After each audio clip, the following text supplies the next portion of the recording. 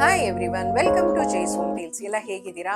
ನನ್ನ ಕಳೆದ 47 kitchen tools ವಿಡಿಯೋಗೆ ತೋರಿಸಿದ ಪ್ರೀತಿ ಹಾಗೂ ಪ್ರತಿಕ್ರಿಯೆಗೆ ಪ್ರತಿಯೊಬ್ಬರಿಗೂ ತುಂಬು ಹೃದಯದ ಧನ್ಯವಾದಗಳು. ಯಾರೆಲ್ಲ ಆ ವಿಡಿಯೋ ನೋಡಿಲ್ವೋ ಅದರ ಲಿಂಕ್ ನಾನು ಡಿಸ್ಕ್ರಿಪ್ಷನ್ ಹಾಗೂ ಫಸ್ಟ್ ಕಮೆಂಟ್ ಅಲ್ಲಿ ಶೇರ್ ಮಾಡಿರ್ತೀನಿ. ಇವತ್ತು ನಾನು ಅದೇ ತರಹದ ಉಪಯುಕ್ತ 32 ಕಿಚನ್ ಟೂಲ್ಸ್ ವಿಡಿಯೋಗಳನ್ನ ತೋರಿಸ್ತಾ ಇದ್ದೀನಿ. ಇದು ಪ್ರಮೋಷನಲ್ ವಿಡಿಯೋ ಅಲ್ಲ.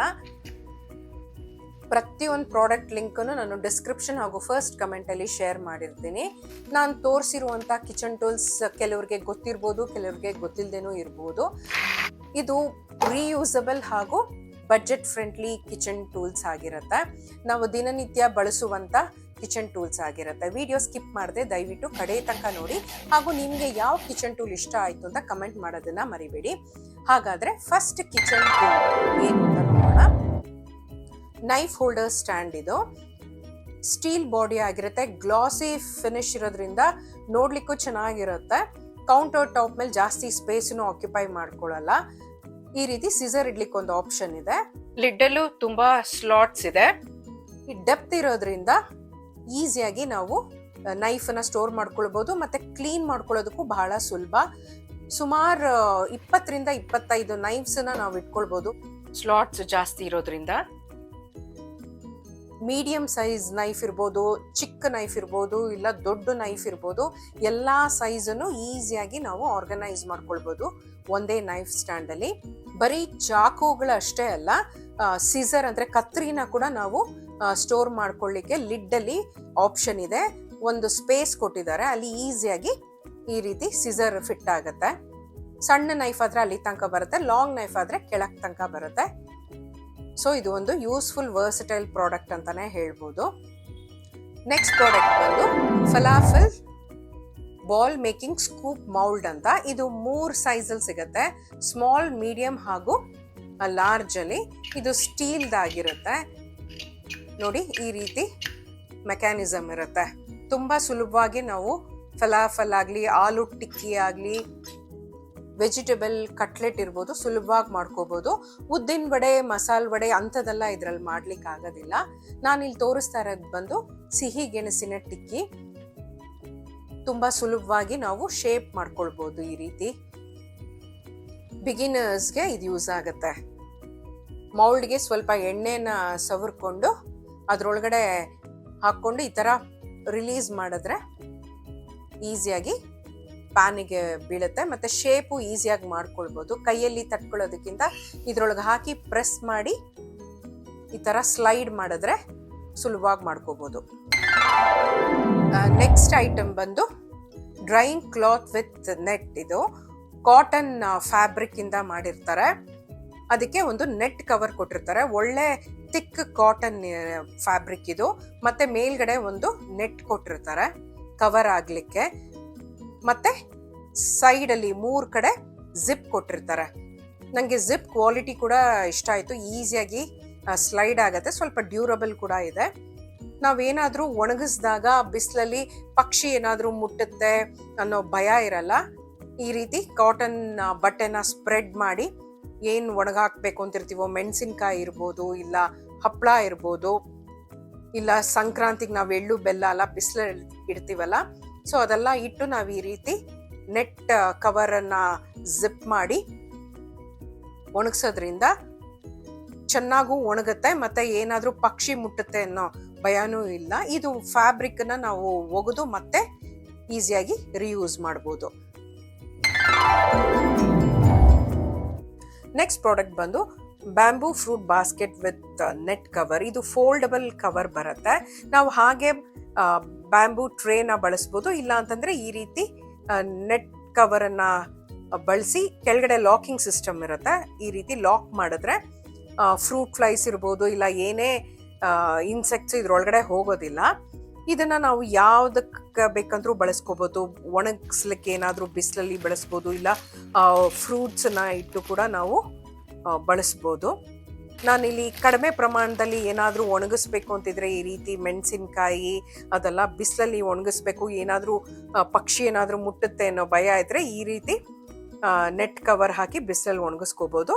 ಇಲ್ಲ ನಾವು ಮನೇಲಿ ಫ್ರೂಟ್ಸ್ ಕೂಡ ಇಟ್ಟು ನೆಟ್ ಕವರ್ ಹಾಕಿ ಲಾಕ್ ಮಾಡಿ ಇಟ್ಕೋಬಹುದು. ಫ್ರೂಟ್ ಫ್ಲೈಸ್ ಬರುತ್ತೆ ಮುಟ್ಟುತ್ತೆ ಅನ್ನೋ ಭಯ ಇರೋದಿಲ್ಲ. ನೆಕ್ಸ್ಟ್ ಪ್ರಾಡಕ್ಟ್ ಬಂದು ಮ್ಯಾಗ್ನೆಟಿಕ್ ಟವಲ್ ಹೋಲ್ಡರ್. ಗೋಡೆಗೆ ಮೊಳೆ ಹೊಡಿಯೋದು ಬೇಡ, ಟವಲ್ ಹೋಲ್ಡರ್ ಫಿಕ್ಸ್ ಮಾಡೋದಕ್ಕೆ ಅನ್ನೋರಿಗೆ ಇದು ಬೆಸ್ಟ್ ಆಪ್ಷನ್. ಇದು ಸ್ಟ್ರಾಂಗ್ ಆಗಿ ಸ್ಟರ್ಡಿ ಆಗಿದೆ, ಮ್ಯಾಗ್ನೆಟ್ ಕೂಡ ತುಂಬಾ ಸ್ಟ್ರಾಂಗ್ ಆಗಿದೆ. ಇದು ಫ್ರಿಡ್ಜ್ ಅಥವಾ ಮೈಕ್ರೋವೇವ್ಗೆ ಈ ರೀತಿ ಫಿಕ್ಸ್ ಮಾಡ್ಕೋಬಹುದು. ಟವಲ್ ರೋಲ್ ಆಗಿರ್ಬೋದು, ಇಲ್ಲ ಟಿಶ್ಯೂ ರೋಲ್ ಆಗಿರ್ಬೋದು, ಇಲ್ಲ ನ್ಯಾಪ್ಕಿನ್ ಕೂಡ ನಾವು ಈ ರೀತಿ ಹ್ಯಾಂಗ್ ಮಾಡ್ಕೋಬಹುದು. ಬೇಡ ಅಂದಾಗ ತೆಗಿಬಹುದು, ಬೇಕು ಅಂದಾಗ ಸುಲಭವಾಗಿ ನಾವು ಈ ರೀತಿ ಫಿಕ್ಸ್ ಮಾಡ್ಕೋಬಹುದು. ನೆಕ್ಸ್ಟ್ ಪ್ರಾಡಕ್ಟ್ ಬಂದು ಬುಕ್ ಬಾಟಲ್.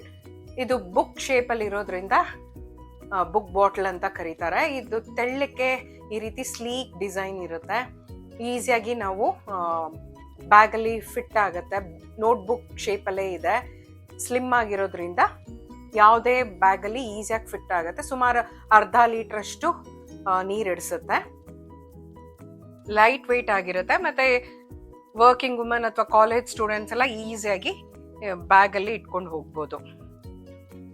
ನೆಕ್ಸ್ಟ್ ಪ್ರಾಡಕ್ಟ್ ಬಂದು ಎಗ್ ಬಾಯ್ಲರ್. ಇದು ಪ್ರಮೋಷನಲ್ ವಿಡಿಯೋ ಎಲ್ಲ, ನಾನು ಏನ್ ಬಳಸ್ತೀನೋ ಅದನ್ನ ತೋರಿಸಿದೀನಿ. ಪ್ರತಿಯೊಂದು ಪ್ರಾಡಕ್ಟ್ ಲಿಂಕ್ ನಾನು ಡಿಸ್ಕ್ರಿಪ್ಷನ್ ಹಾಗೂ ಫಸ್ಟ್ ಕಮೆಂಟ್ ಅಲ್ಲಿ ಶೇರ್ ಮಾಡಿರ್ತೀನಿ. ಇದು ಪೋಚರ್. ಇದು ಸುಮಾರು 4 ಮೊಟ್ಟೆಗಳನ್ನ ಪೋಚ್ ಮಾಡ್ಕೋಬಹುದು. ಮತ್ತೆ ಇದು 8 ಮೊಟ್ಟೆನ ಬೇಯಿಸ್ಕೋಬಹುದು. ಎಗ್ ಬಾಯ್ಲ್ ಮಾಡೋಕ್ಕೆ ಕೊಟ್ಟಿರೋ ಪ್ಲೇಟ್ ಇದು. ಮತ್ತೆ ಇದು ಮೆಜರಿಂಗ್ ಕಪ್, ಮತ್ತೆ ಕೆಳಗಡೆ ಇಲ್ಲಿ ಒಂದು ನೀಡಲ್ ಕೊಟ್ಟಿದ್ದಾರೆ. ಆ ನೀಡಲ್ಗೆ ಒಂದು ಕ್ಯಾಪ್ ಇರುತ್ತೆ, ಚುಚ್ಕೋಬಾರ್ದು ಅಂತ. ಇದು ಎಗ್ ಬಾಯ್ಲ್ ಮಾಡುವಾಗ ಇದನ್ನ ಬಳಸೋದಕ್ಕೋಸ್ಕರ.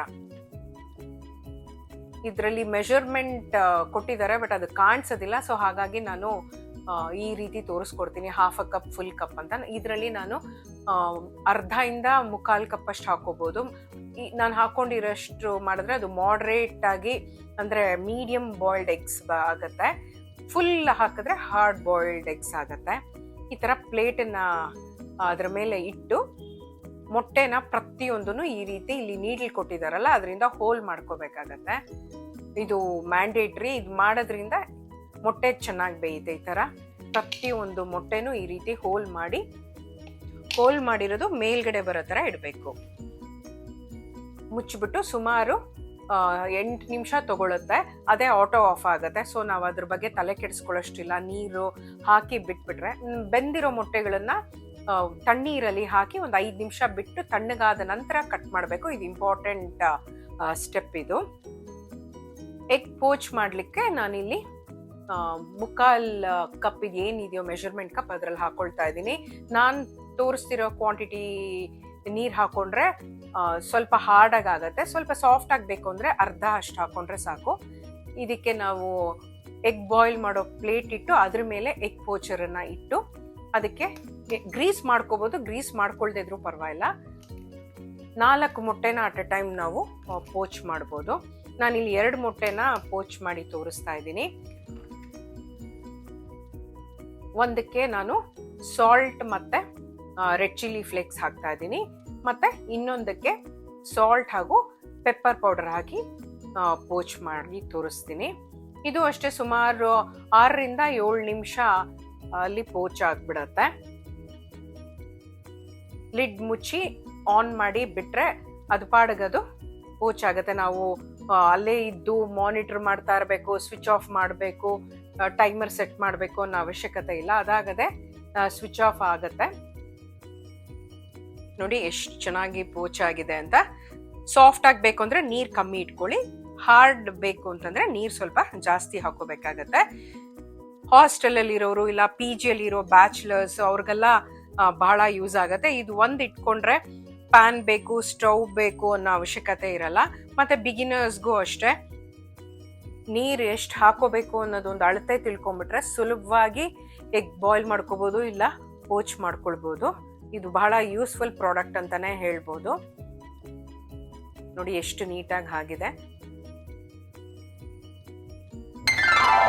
ನೆಕ್ಸ್ಟ್ ಪ್ರಾಡಕ್ಟ್ ಬಂದು ಯೋಕ್ ಸೆಪರೇಟರ್ ಅಂತ. ಇದು ಒಂದು ಟಪ್ಪರ್ ವೇರ್ ಸ್ಪೂನ್. ಇದು ಬಹಳ ಹಿಂದೆ ತಗೊಂಡಿದ್ದು. ಈ ರೀತಿ ಆ ಕಡೆ ಈ ಕಡೆ ಹೋಲ್ ಇರುತ್ತೆ. ಮೊಟ್ಟೆನ ಒಡೆದು ಹಾಕೊಂಡಾಗ ಸ್ವಲ್ಪ ಸ್ಲೈಡ್ ಮಾಡಿದ್ರೆ ಸುಲಭವಾಗಿ ಎಗ್ ವೈಟ್ ಎಲ್ಲ ಸ್ಲೈಡ್ ಆಗಿಬಿಡತ್ತೆ. ಹೆಲ್ತ್ ಕಾನ್ಷಿಯಸ್ ಇರೋರು, ಎಗ್ ಯೋಕ್ ತಿನ್ನಲ್ಲ ಅನ್ನೋರು ಈ ಥರ ಒಂದು ಸ್ಪೂನ್ ಇಟ್ಕೊಂಡ್ರೆ ಸುಲಭವಾಗಿ ಯೋಕನ್ನ ಸಪ್ರೇಟ್ ಮಾಡ್ಕೋಬೋದು. ನೆಕ್ಸ್ಟ್ ಪ್ರಾಡಕ್ಟ್ ಬಂದು ರೈಸ್ ಡಿಸ್ಪೆನ್ಸರ್. ನಾವು ಸಾಮಾನ್ಯ ಅಕ್ಕಿನೆಲ್ಲ ಒಂದು ಡಬ್ಬದಲ್ಲಿ ಇಟ್ಟರೆ ಅದು ಪ್ರತಿ ಸತಿ ಡಬ್ಬ ತೆಗೆದು ನಾವು ಒಂದು ಕಪ್ಪಿಂದ ತೆಗಿಯೋ ಅವಶ್ಯಕತೆ ಇರಲ್ಲ. ಈ ಥರದ್ದೊಂದು ಡಿಸ್ಪೆನ್ಸರನ್ನ ಇಟ್ಕೊಂಡ್ರೆ, ಇದು ಟಪ್ಪರ್ವೇರ್ ಪ್ರಾಡಕ್ಟ್. ಇದು ಈ ರೀತಿ ಮೆಕ್ಯಾನಿಸಮ್ ಇರುತ್ತೆ. ಈ ಥರ ಒಂದು ಕಪ್ ಅಟ್ಯಾಚ್ ಆಗಿರುತ್ತೆ.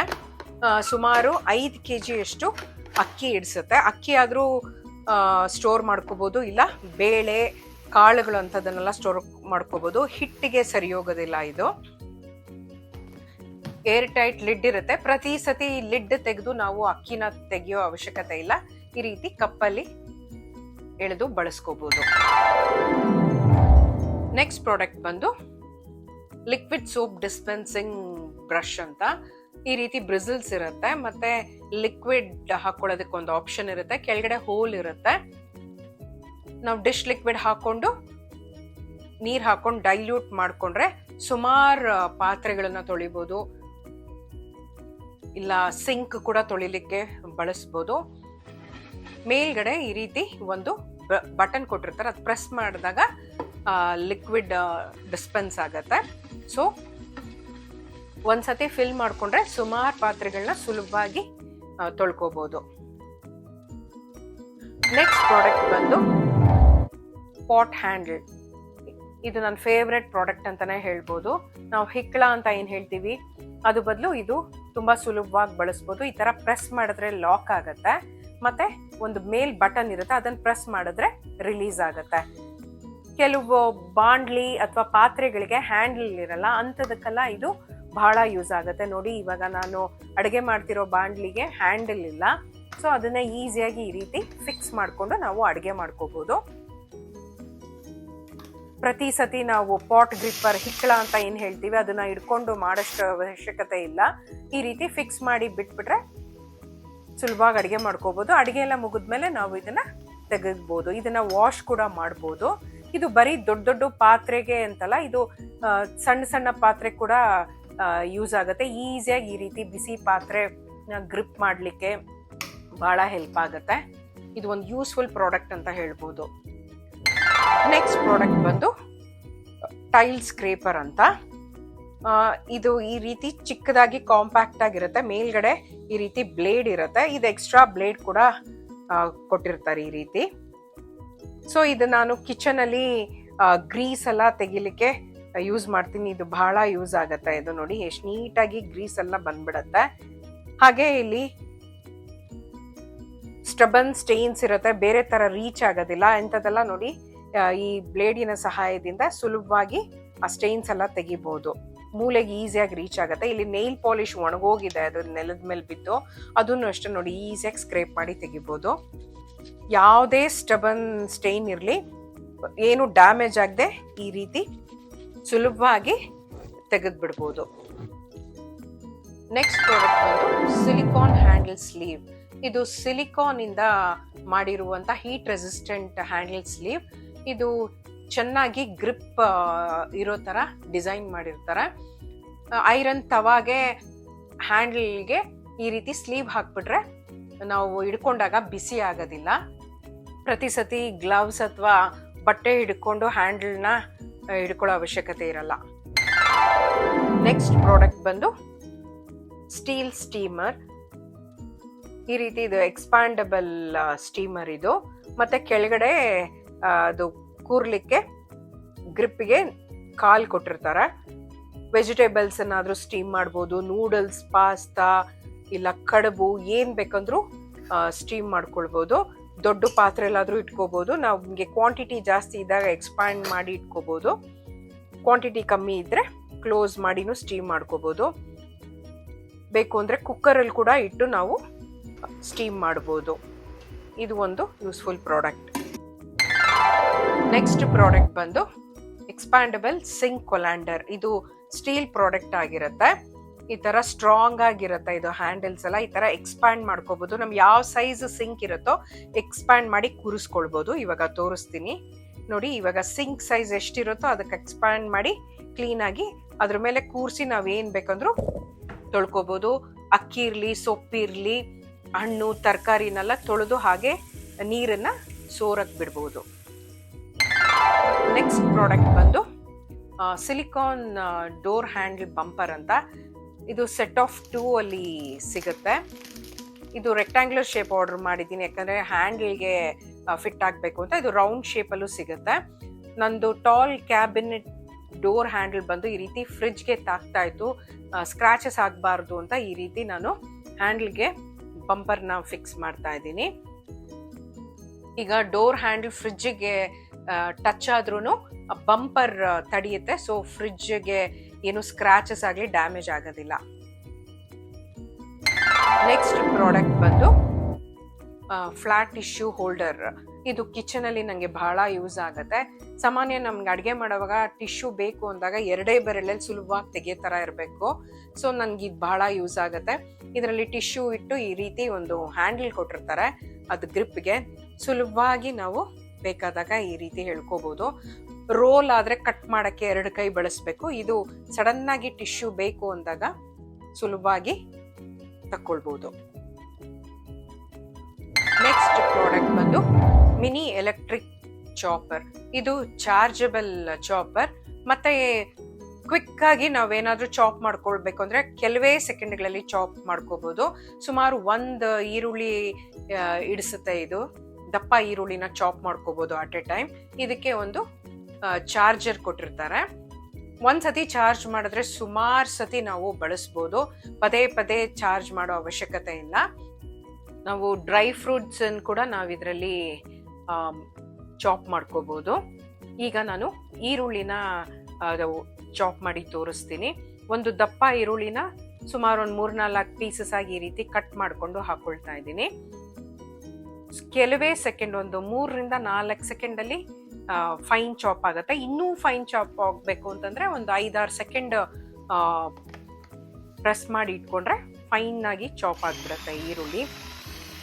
ನೋಡಿ ತೋರಿಸ್ತೀನಿ ನೋಡಿ, ಕೆಲವೇ ಸೆಕೆಂಡ್ಗಳಲ್ಲಿ ಚಾಪ್ ಆಗುತ್ತೆ. ಇದು ಆಮ್ಲೆಟ್ಗಾಗ್ಲಿ ರೊಟ್ಟಿಗಾಗ್ಲಿ ಸಡನ್ ಆಗಿ ಬೇಕು ಅಂತಂದ್ರೆ ಇದು ಬಹಳ ಹ್ಯಾಂಡಿ ಇದು. ಅದೇ ರೀತಿ ಇವಾಗ ನಮಗೆ ಫ್ರೈಡ್ ರೈಸ್ಗೆ ಶುಂಠಿ ಅಥವಾ ಬೆಳ್ಳುಳ್ಳಿ ಫೈನ್ ಚಾಪ್ ಮಾಡಬೇಕು ಅನ್ನೋವಾಗ ಇದು ಬಹಳ ಯೂಸ್ ಆಗುತ್ತೆ. ಕಡಿಮೆ ಪ್ರಮಾಣದಲ್ಲಿ ನಮಗೆ ಬೇಕು ಅನ್ನೋವಾಗ ಈ ರೀತಿ ಹಾಕೊಂಡು ಚಾಪರಲ್ಲಿ 3-4 ಸೆಕೆಂಡಲ್ಲಿ ನಾವು ಮಾಡ್ಕೋಬಹುದು. ಇದು ಒಂದು ಬಹಳ ಯೂಸ್ಫುಲ್ ಪ್ರಾಡಕ್ಟ್ ಅಂತಾನೆ ಹೇಳ್ಬೋದು. ಇದು ದಿನನಿತ್ಯ ಬಳಸುವಂತ ಪ್ರಾಡಕ್ಟ್. ನೆಕ್ಸ್ಟ್ ಪ್ರಾಡಕ್ಟ್ ಬಂದು ಮೈಕ್ರೋವೇವ್ ಲಿಡ್. ಇದು ಒಂದು ಪ್ಲಾಸ್ಟಿಕ್ ಲಿಡ್ ಕವರ್. ಇದು ಈ ತರ ಹೋಲ್ಸ್ ಇರುತ್ತೆ. ನಾವಿದು ಮುಚ್ಚಿ ನಾವು ಬಿಸಿ ಮಾಡೋ ಉದ್ದೇಶ ಬಂದು ಏನು ಸ್ಪ್ಲಾಶ್ ಆಗದೆ ಇರಲಿ ಮೈಕ್ರೋವೇವ್ ಅಲ್ಲಿ ಅಂತ. ಇವಾಗ 2-3 ಐಟಮ್ ನಾವು ಬಿಸಿ ಮಾಡಬೇಕು ಅಂದ್ರೆ 2ಕ್ಕೂ ಸಪ್ರೇಟ್ ಮುಚ್ಚೋ ಅವಶ್ಯಕತೆ ಇಲ್ಲ. ಇದು ಒಂದು ಲಿಡ್ ಅನ್ನ ಮುಚ್ಚಿ ಈಸಿಯಾಗಿ ಮೈಕ್ರೋವೇವ್ ಮಾಡ್ಬೋದು. ನೆಕ್ಸ್ಟ್ ಪ್ರಾಡಕ್ಟ್ ಬಂದು ಬುಲೆಟ್ ಜಾರ್. ಇದು ಬಂದು ಆಲ್ಮೋಸ್ಟ್ ಎಲ್ಲಾ ಮಿಕ್ಸಿಗೂ ಕಂಪ್ಯಾಟಬಲ್ ಇರುತ್ತೆ. ನಾನು ಯೂಸ್ ಮಾಡ್ತಿರೋ ಪ್ರೀತಿ ಮಿಕ್ಸಿ ಕೂಡ ಇದು ಫಿಟ್ ಆಗುತ್ತೆ. ನಮಗೆ ಚಟ್ನಿ ಜಾರ್ ಎಕ್ಸ್ಟ್ರಾ ಬೇಕು ಅನ್ನೋರು ಇದು ಒಂದು ಜಾರ್ ಇಟ್ಕೊಳ್ಬೋದು. ಇದಕ್ಕೆ ಒಂದು ಪ್ಲಾಸ್ಟಿಕ್ ಲಿಡ್ ಕೂಡ ಕೊಟ್ಟಿರ್ತಾರೆ. ಸೊ ನಾವೇನಾದರೂ ಚಟ್ನಿ ಮಾಡಿ ಲಿಡ್ಡನ್ನು ಕ್ಲೋಸ್ ಮಾಡಿ ಹಾಗೆ ಇಟ್ಕೋಬೋದು. ನೆಕ್ಸ್ಟ್ ಪ್ರಾಡಕ್ಟ್ ಬಂದು ಸ್ಟೀಲ್ ಹ್ಯಾಂಡ್ ಪುಷ್ ವಿಸ್ಕ್. ನಾವು ಎಲೆಕ್ಟ್ರಿಕ್ ವಿಸ್ಕ್ ಬಳಸದೇ ಇದ್ರೆ ಇದು ಒಂದು ಹ್ಯಾಂಡಿ ವಿಸ್ಕ್ ಅಂತಾನೆ ಹೇಳ್ಬೋದು. ಈ ರೀತಿ ಸ್ಪ್ರಿಂಗ್ ಆಕ್ಷನ್ ಇರುತ್ತೆ. ಈ ತರ ಪ್ರೆಸ್ ಮಾಡಿದ್ರೆ ಅದು ಚರ್ನ್ ಆಗುತ್ತೆ. ಮಜ್ಜಿಗೆ ಇರ್ಬೋದು, ಇಲ್ಲ ಬೇಳೆ ಬೇಯಿಸಿದಾಗನೂ ಕಡಿಯಕ್ಕೂ ಯೂಸ್ ಆಗುತ್ತೆ. ಇಲ್ಲ ಆಮ್ಲೆಟ್ ಮಾಡಬೇಕು ಅಂತಂದ್ರೆ ಫ್ಲಫಿಯಾಗಿ ಎಗ್ನ ಬೀಟ್ ಮಾಡ್ಕೋಬಹುದು. ನೆಕ್ಸ್ಟ್ ಪ್ರಾಡಕ್ಟ್ ಬಂದು ಫೋಲ್ಡಬಲ್ ಎಕ್ಸ್ಪ್ಯಾಂಡಬಲ್ ವಾಶ್ ಟಬ್ ಅಂತ. ಇದೊಂದು ಐಕ್ಯಾ ಪ್ರಾಡಕ್ಟ್. ಇದು ಒಂದು ಒಳ್ಳೆ ಕ್ವಾಲಿಟಿ ಪ್ಲಾಸ್ಟಿಕ್ ಇರುತ್ತೆ. ಈ ರೀತಿ ಎಕ್ಸ್ಪ್ಯಾಂಡ್ ಮಾಡ್ಕೋಬಹುದು. ಬೇಡದೇ ಇದ್ದಾಗ ಈ ತರ ಕೊಲ್ಯಾಪ್ಸ್ ಮಾಡ್ಕೋಬಹುದು. ಇದು ವಾಶ್ ಮಾಡೋದಕ್ಕೆ, ಕ್ಲೀನಿಂಗ್ ಪರ್ಪಸ್ಗೆಲ್ಲ ಇದು ಬಹಳ ಯೂಸ್ ಆಗುತ್ತೆ. ಬೇಡದೇ ಇರೋವಾಗ ಈ ರೀತಿ ಕೊಲ್ಯಾಪ್ಸ್ ಮಾಡಿ ಈ ರೀತಿ ಒಂದು ಆಪ್ಷನ್ ಕೊಟ್ಟಿರ್ತಾರೆ ಹ್ಯಾಂಗ್ ಮಾಡೋದಕ್ಕೆ, ಹ್ಯಾಂಗ್ ಮಾಡಿ ಎತ್ತಿಟ್ಕೋಬೋದು. ನೆಕ್ಸ್ಟ್ ಪ್ರಾಡಕ್ಟ್ ಬಂದು steel counter top chopping board. ಸಾಮಾನ್ಯ ಚಾಪಿಂಗ್ ಬೋರ್ಡ್ ಫ್ಲಾಟ್ ಆಗಿರುತ್ತೆ, ಇದು ಕೌಂಟರ್ ಟಾಪ್ಗೆ ಕೂತ್ಕೊಳ್ಳೋ ತರ ಡಿಸೈನ್ ಮಾಡಿರ್ತಾರೆ. ಇದು ಒಳ್ಳೆ ಗ್ರಿಪ್ ಸಿಗುತ್ತೆ. ಈ ತರ ಕೌಂಟರ್ ಟಾಪ್ಗೆ ಫಿಕ್ಸ್ ಮಾಡಿ ನಾವು ಚಪಾತಿ ಆದ್ರೂ ಮಾಡ್ಕೋಬಹುದು, ಇಲ್ಲ ಅಂತಂದ್ರೆ ವೆಜಿಟೇಬಲ್ಸ್ ಅನ್ನ ಚಾಪ್ ಕೂಡ ಮಾಡ್ಕೋಬಹುದು. ಗ್ರಿಪ್ ಇರುತ್ತೆ. ಮೇನ್ ಅಡ್ವಾಂಟೇಜ್ ಏನು ಅಂತಂದ್ರೆ ಇದರಲ್ಲಿ ಬ್ಯಾಕ್ಟೀರಿಯಾ ಅಕ್ಯುಮುಲೇಟ್ ಆಗಲ್ಲ. ಅಂದ್ರೆ ಇವಾಗ ವುಡನ್ ಚಾಪಿಂಗ್ ಬೋರ್ಡ್ ಅಲ್ಲೆಲ್ಲ ಬ್ಯಾಕ್ಟೀರಿಯಾ ಅಕ್ಯುಮುಲೇಟ್ ಆಗುತ್ತೆ ನಾವು ಸರಿಯಾಗಿ ಮೇಂಟೈನ್ ಮಾಡಲಿಲ್ಲ ಅಂತಂದ್ರೆ. ಸ್ಟೀಲ್ ಬೋರ್ಡ್ ಬಂದು ಈಸಿಯಾಗಿ ನಾವು ವಾಶ್ ಮಾಡಿ ಹೈಜಿನಿಕ್ ಆಗಿ ಯೂಸ್ ಮಾಡ್ಬೋದು. ಸ್ಟೀಲ್ ಆಗಿರೋದ್ರಿಂದ ಇದು ಬಹಳ ದಿನ ಬಾಳಿಕೆ ಬರುತ್ತೆ. ನೆಕ್ಸ್ಟ್ ಪ್ರಾಡಕ್ಟ್ ಬಂದು ಕವರ್ ಆರ್ಗನೈಸರ್. ಸಾಮಾನ್ಯ ಪ್ಲಾಸ್ಟಿಕ್ ಕವರ್ ಜಾಸ್ತಿ ಬಳಸೋದಿಲ್ಲ, ಬಟ್ ಅಲ್ಲಿ ಇಲ್ಲಿ ಹೋದಾಗ ಅಕ್ಯುಮುಲೇಟ್ ಆಗಿರುತ್ತೆ. ಈ ತರ ಮೆಸ್ಸಿಯಾಗಿ ಒಂದ್ ಕಡೆ ಇರೋದಕ್ಕೆ ಬದಲು ಈ ತರ ಒಂದು ಆರ್ಗನೈಸರ್ ಸಿಗುತ್ತೆ, ಕವರ್ ಆರ್ಗನೈಸರ್. ಕೆಳಗಡೆನೂ ಓಪನಿಂಗ್ ಇರುತ್ತೆ. ಇದು ಬೇಕಂದ್ರೆ ಅಡ್ಹೆಸಿವ್ ಹಾಕಿ ಎಲ್ಲಾದ್ರೂ ಗೋಡೆ ಕೂಡ ಸ್ಟಿಕ್ ಮಾಡ್ಕೋಬಹುದು, ಇಲ್ಲ ಅಂತಂದ್ರೆ ಈ ತರ ಹ್ಯಾಂಗ್ ಮಾಡ್ಕೊಳ್ಳೋದಕ್ಕೂ ಕೂಡ ಆಪ್ಷನ್ ಇದೆ. ಇದು ಕ್ಲಾತ್ ಕವರ್ಸ್ ನಾವು ಫೋಲ್ಡ್ ಮಾಡಿ ಇದ್ರೊಳಗೆ ಇಟ್ಟು ಆರ್ಗನೈಸ್ ಮಾಡ್ಕೊಳ್ಬಹುದು. ನಮ್ಗೆ ಯಾವಾಗ ಬೇಕೋ ಅವಾಗ ಒಂದ್ ಕಡೆ ಇದ್ರೆ ಈಸಿಯಾಗಿ ಹಿಂಗ್ ಓಪನಿಂಗ್ ಇರೋದ್ರಿಂದ ಬೇಕಾದಾಗ ಕವರ್ ಅನ್ನ ಸುಲಭವಾಗಿ ಎಳ್ಕೊಂಡು ಬಳಸ್ಕೋಬಹುದು. ಕ್ಲೀನ್ ಆಗಿ ಒಂದ್ ಕಡೆ ಎಲ್ಲ ಆರ್ಗನೈಸ್ಡ್ ಆಗಿರುತ್ತೆ. ಇದರಲ್ಲಿ ನಾವು ಕಿಚನ್ ಟವಲ್ಸ್ ಕೂಡ ಇಟ್ಕೊಂಡು ಆರ್ಗನೈಸ್ ಮಾಡ್ಕೋಬಹುದು. ನೆಕ್ಸ್ಟ್ ಪ್ರಾಡಕ್ಟ್ ಬಂದು ಬಿನ್ ಕವರ್ ಆರ್ಗನೈಸರ್ ಬಾಕ್ಸ್. ಸಾಮಾನ್ಯ ನಮ್ಮ ಮನೇಲೆಲ್ಲ ಬಿನ್ ಕವರ್ಸ್ ಇರುತ್ತೆ, ಚಿಕ್ಕ ಸೈಜು, ದೊಡ್ಡ ಡಸ್ಟ್ ಬಿನ್ಗೆ ದೊಡ್ಡ ಸೈಜ್ ಕವರ್ಸ್ ಎಲ್ಲ ಇರುತ್ತೆ. ನಾನು ಈ ರೀತಿ ಒಂದು ಪ್ಲಾಸ್ಟಿಕ್ ಬಾಕ್ಸ್ ಅನ್ನ ನಾನು ಯುಟಿಲೈಸ್ ಮಾಡ್ಕೊಳ್ತಾ ಇದ್ದೀನಿ. ಈ ತರ ಸೈಡಲ್ಲಿ ಓಪನಿಂಗ್ ಇರುತ್ತೆ, ಹಾಗೂ ಲಿಡ್ ಅಲ್ಲಿ ಕೂಡ ಒಂದು ಓಪನಿಂಗ್ ಕೊಟ್ಟಿರ್ತಾರೆ. ಸೊ ಮತ್ತೆ ಇದರಲ್ಲಿ ಸುಮಾರು ಕವರ್ಸ್ ಅನ್ನ ನಾವು ಆರ್ಗನೈಸ್ ಮಾಡ್ಕೊಳ್ಬಹುದು. ನಾನು ಏನ್ ಮಾಡ್ತೀನಿ ಅಂತಂದ್ರೆ ಈ ತರ ದೊಡ್ಡ ಸೈಜ್ ಕವರ್ಸ್, ಚಿಕ್ಕ ಸೈಜ್ ಕವರ್ಸ್ ಎಲ್ಲ ಅದರೊಳಗೆ ಇಟ್ಟು, ಚಿಕ್ಕ ಸೈಜ್ ಕವರ್ಸ್ ಎಲ್ಲ ನೋಡಿ ಈ ಓಪನಿಂಗ್ ಇದೆಯಲ್ಲ ಅದರಿಂದ ನಾನು ಎಳೆದಾಗ ಚಿಕ್ಕ ಸೈಜ್ ಕವರ್ಸ್ ಬರೋ ತರ ಇಟ್ಕೊಳ್ತಾ ಇದ್ದೀನಿ. ಹಾಗೆ ಮೇಲ್ಗಡೆ ಲಿಡ್ ಅಲ್ಲಿ ದೊಡ್ಡ ಸೈಜಿನ ಕವರ್ಸ್ ಎಳೆಯೋ ತರ ಮಾಡಿ ಇಟ್ಕೊಂಡಿದ್ದೀನಿ. ಸೊ ನಮ್ಗೆ ಇವಾಗ ಚಿಕ್ಕ ಸೈಜ್ ಕವರ್ ಬೇಕು ಅಂತಂದ್ರೆ ಆ ಕಡೆಯಿಂದ ಆ ಕವರ್ ಅನ್ನ ತೆಗೆದು ನಾವು ಯೂಸ್ ಮಾಡ್ಕೊಳ್ಬಹುದು. ಇದು ಆಕ್ಚುಲಿ ಬಾಕ್ಸ್ ಬೇರೆ ಯಾವುದೋ ಪರ್ಪಸ್ಗೆ ತಗೊಂಡಿದ್ದು ನಾನು ಇದಕ್ಕೆ ಯೂಸ್ ಮಾಡ್ತಾ ಇದ್ದೀನಿ. ಇದು ಒಂದು ಟಿಪ್ ಹೆಲ್ಪ್ ಆಗುತ್ತೆ ಅಂತ ಶೇರ್ ಮಾಡಿದ್ದೀನಿ ಅಷ್ಟೇ. ನೆಕ್ಸ್ಟ್ ಪ್ರಾಡಕ್ಟ್ ಬಂದು ಪಿಲ್ ಕಟ್ಟರ್. ಸಾಮಾನ್ಯ ನಾವು ಪಿಲ್ ಅನ್ನ ಕಟ್ ಮಾಡಬೇಕು ಅಂತಂದ್ರೆ ಚಾಕುಯಿಂದ ಕಟ್ ಮಾಡ್ತೀವಿ, ಅದು ಈವನ್ ಆಗಿ ಕಟ್ ಆಗೋದಿಲ್ಲ. ಈ ರೀತಿ ಪಿಲ್ ಕಟ್ಟರ್ ಸಿಗುತ್ತೆ. ಮೇಲ್ಗಡೆ ಲಿಡ್ ಅಲ್ಲಿ ಈ ರೀತಿ ಒಂದು ಶಾರ್ಪ್ ಆಗಿರೋ ಸ್ಟೀಲ್ದ ನೈಫ್ ತರ ಕೊಟ್ಟಿರ್ತಾರೆ. ಇದನ್ನ ಸೆಂಟರ್ ಅಲ್ಲಿ ಪ್ಲೇಸ್ ಮಾಡಿ ಆ ನೈಫ್ ಸೆಂಟರ್ ಅಲ್ಲಿ ಅದಕ್ಕೆ ಕಟ್ ಆಗೋ ತರ ಪ್ರೆಸ್ ಮಾಡಬೇಕು.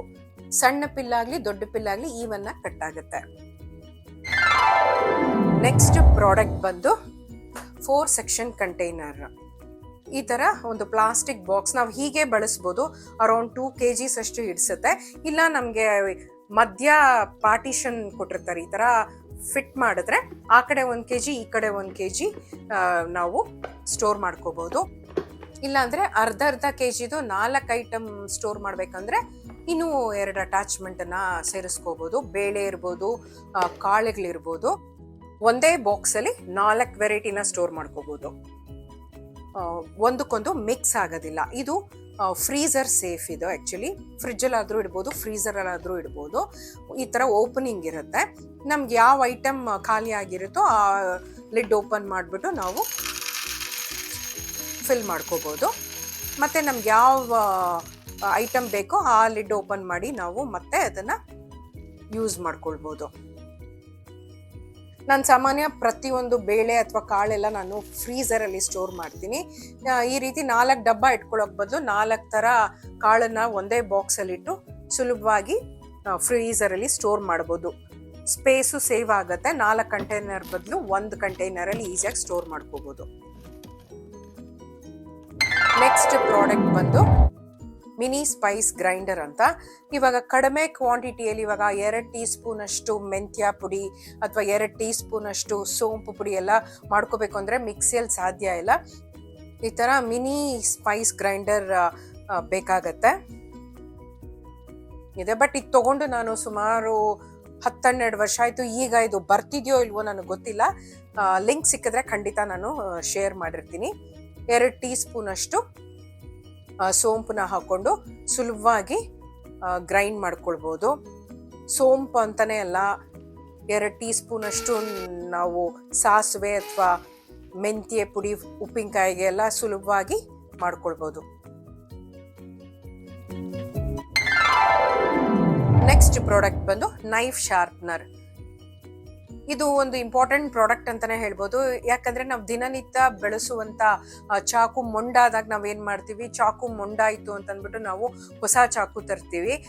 ಇದು ಒಂದು ಪ್ರಾಡಕ್ಟ್, ಇದನ್ನ ಇಟ್ಕೊಂಡ್ರೆ ಒನ್ ಟೈಮ್ ಇನ್ವೆಸ್ಟ್ಮೆಂಟ್.